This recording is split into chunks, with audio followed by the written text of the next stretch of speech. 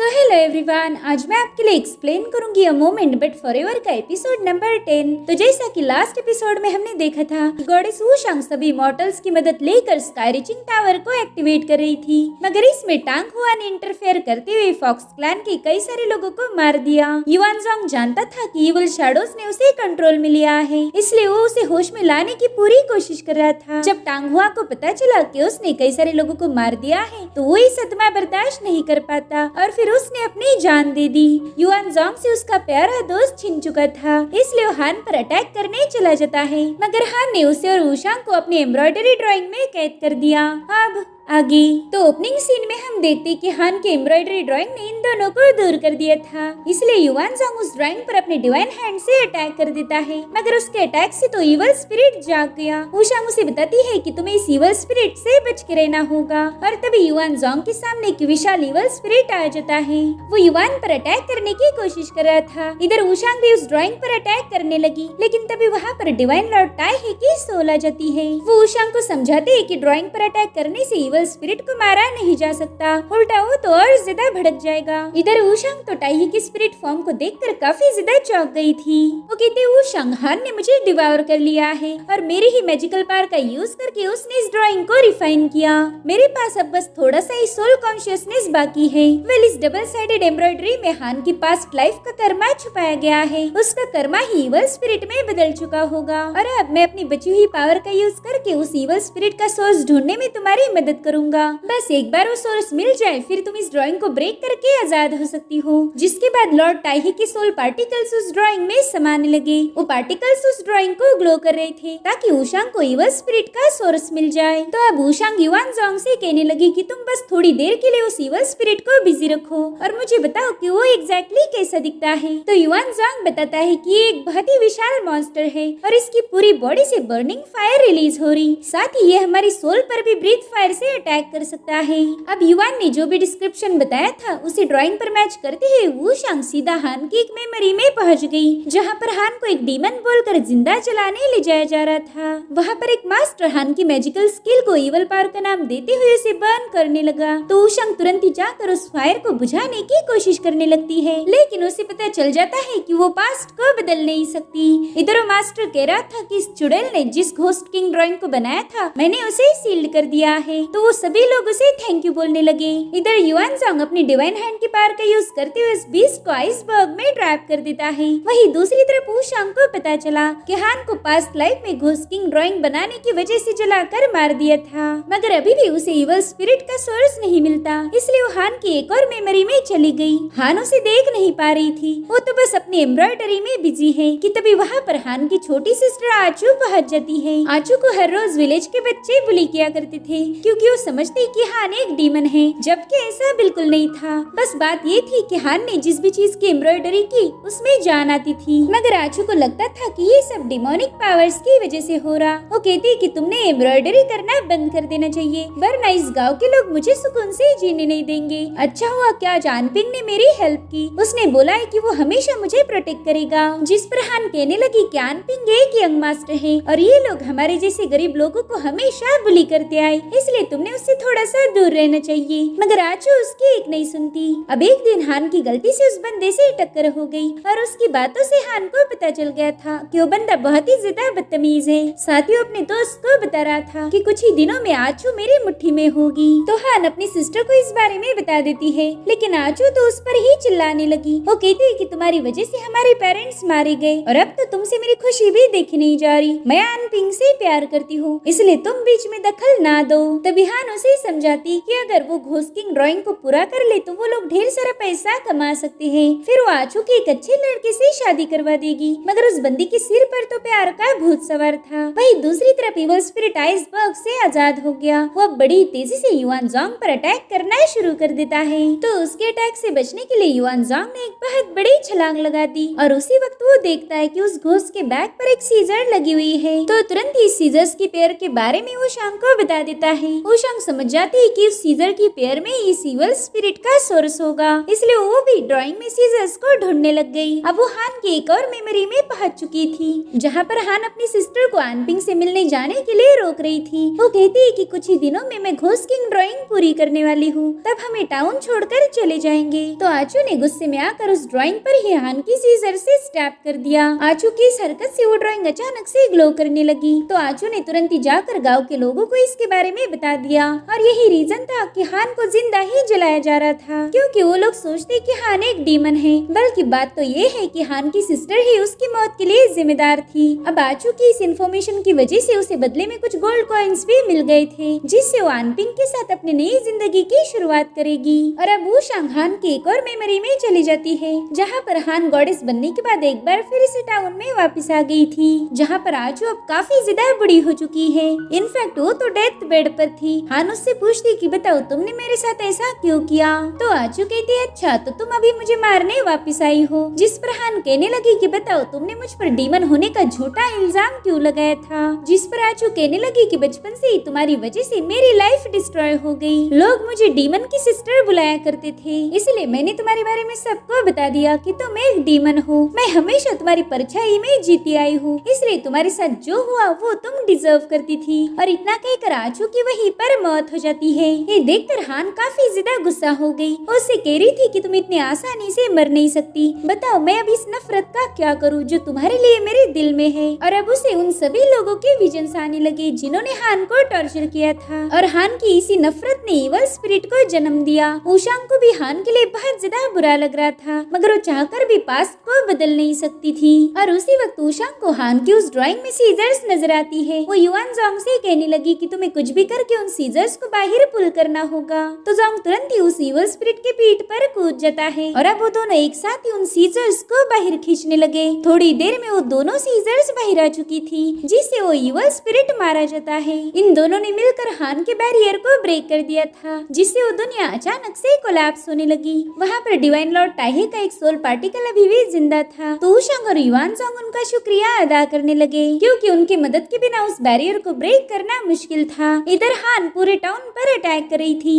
तभी वो देखती कि ऊशांग तो ड्राइंग से बाहर आ गई, इसलिए उसने तुरंत ही डीमन एम्परर कर्मा को एक्टिवेट कर दिया। वहीं दूसरी तरफ सभी इमॉर्टल्स अपनी पावर का यूज करते हुए स्काई रीचिंग टावर को एक्टिवेट करने की कोशिश कर रहे थे, और वहीं पर हान ऊशांग पर मल्टीपल अटैक कर देती है। तो युआन जोंग ने तुरंत ही जाकर उसके इवल स्ट्रिंग्स को कट करना शुरू कर दिया। तो हान अब ऊशांग को छोड़कर युआन के पीछे पड़ गई। इधर युआन जोंग एक सीटी बजाकर अपने स्पिरिचुअल बर्ड को समन कर लेता है, जिसके बाद ऊशांग और युआन जोंग दोनों भी उस स्पिरिचुअल परिंदे पर सवार हो गए, मगर हान उन पर मुसलसल हमले करती जा रही थी। तो ऊशांग युआन जोंग से कहने लगी कि तुम स्काई रीचिंग टावर में पहुंच जाओ, तब तक मैं हान को रोकने की कोशिश करूंगी। अब ऊशांग हान के साथ फाइट करने के लिए अपनी पावर्स को एक्टिवेट कर ही रही थी कि तभी हान उसे अपने स्ट्रिंग के जाल में ट्रैप कर देती है। वो कहती ऊशांग तुम उस मामूली से ह्यूमन के लिए कुछ ज्यादा ही फिक्र कर रही हो, और इसी वजह से तुम्हारा मरना तो कंफर्म हो गया। जिसके बाद हान ऊशांग को अपनी स्ट्रिंग से जकड़ते हुए अपनी तरफ खींच लेती है। अब हान ने उसे एक जोरदार पंच हिट कर दिया था, जिससे ऊशांग सीधे जाकर एक टावर पर पटक गई। और अब हान अपनी डिमोनिक पावर्स को एक्टिवेट करते हुए कहने लगी कि इस पूरे शहर को जलाकर राख कर दो, यहाँ एक भी ह्यूमन जिंदा नहीं बचना चाहिए। तो उसकी एम्ब्रॉयडरी से ढेर सारी इवल शैडोज बाहर निकलने लगी, मगर वो स्काई रीचिंग टावर तक पहुंच ही नहीं पा रही थी, क्योंकि ऊशांग ने वहाँ पर ऑलरेडी एक शील्ड बना के रखी है। तो शैडोज अपनी पूरी ताकत लगाकर उस शील्ड को ब्रेक करने की कोशिश कर रही थी, और थोड़ी देर बाद जैसे वो शील्ड ब्रेक हो गई, उन शैडोज ने इमॉर्टल पर अटैक करना शुरू कर दिया, ताकि वो लोग टावर को एक्टिवेट ही ना कर पाए। मगर फिर भी इमॉर्टल्स हार नहीं मानते।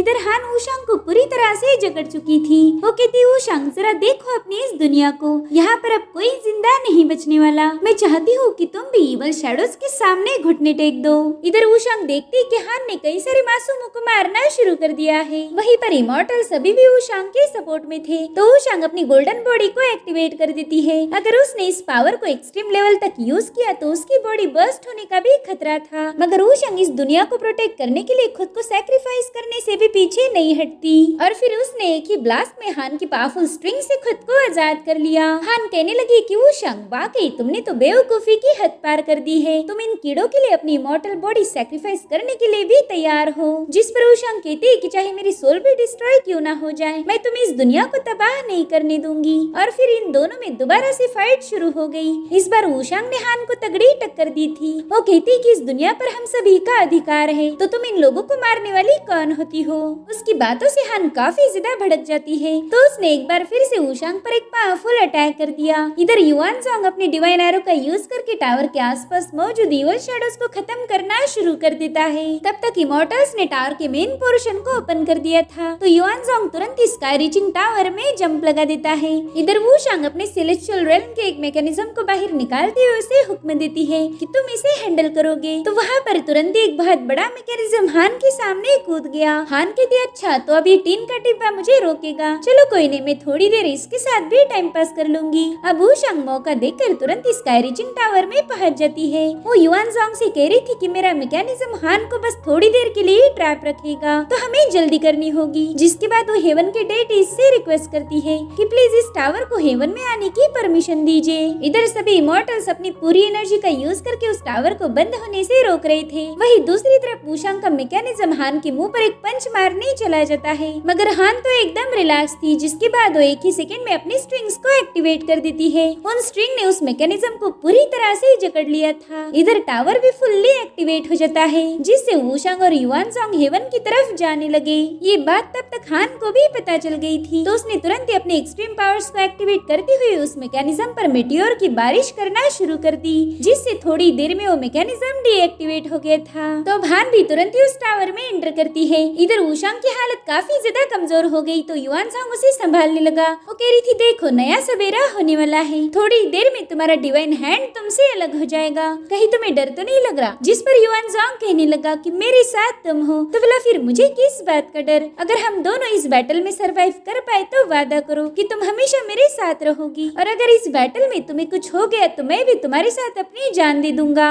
अब थोड़ी देर बाद ये दोनों हेवंस में पहुंच जाते हैं, जहाँ पर वुशांग युआनज़ांग से कह रही थी कि मैं कुछ इंचांटमेंट पढ़ूंगी और तुम्हें भी मेरे साथ दोहराना होगा। तो युआनज़ांग भी उसकी हर एक बात को रिपीट कर रहा था। उसके ऐसा करने से युआनज़ांग के आसपास एक मैकेनिज्म क्रिएट हो गया, जिसमें से बहुत ही स्ट्रॉन्ग ऑरा रिलीज हो रही थी। और इधर वुशांग हेवन के बीस्ट को अवेकन करने लगी, जिनमें था ड्रैगन, फिनिक्स, शियानची और शुआनवू। उसके ऐसा करते ही वहाँ पर इन चारों बीस्ट के स्पिरिट्स आ जाते हैं। वुशांग उनसे कह रही थी कि डिवाइन हैंड को अलग करने में मेरी मदद कीजिए, इसलिए वो सभी स्पिरिट एक्टिवेट होकर अपनी सारी पावर्स उस मैकेनिज्म में डालना शुरू कर देते हैं, जिसके अंदर युआनज़ांग था। युआन को इस पावरफुल एनर्जी से काफी ज्यादा तकलीफ हो रही थी। इधर वुशांग कहने लगी कि बस अब उसके आने का इंतजार है, और तभी वहाँ पर हान की एंट्री होती है। उसने आते ही वुशांग पर जबरदस्त अटैक कर दिया था, मगर उस अटैक से तुरंत ही खुद को रिकवर करके वुशांग टेल फायर टाइगर स्पिरिट को समन करने लगी। साथ ही उसने वाटर बीस्ट लूनार क्रो को भी वहाँ पर बुला लिया था, और अब इन सभी की मदद से वो हान पर अटैक करना शुरू कर देती है। ये सब देखकर हान को भी समझ आ जाता है कि वुशांग इस बार उस पर भारी पड़ गई, और तभी हान को एक स्पिरिट ने टाई कर लिया। इधर युआनज़ांग देखता है कि वहाँ पर एक फॉर्मेशन क्रिएट हो चुका है, और अब इस मोमेंट पर हमें पास की कहानी दिखाई गई, जहाँ वुशांग युआन को बता रही थी कि हान तुम्हारी डिवाइन हैंड को एब्सॉर्ब करना चाहती है, तो हम उसी की पावर का यूज करके तुम्हारी डिवाइन हैंड को अलग करने की कोशिश करेंगे।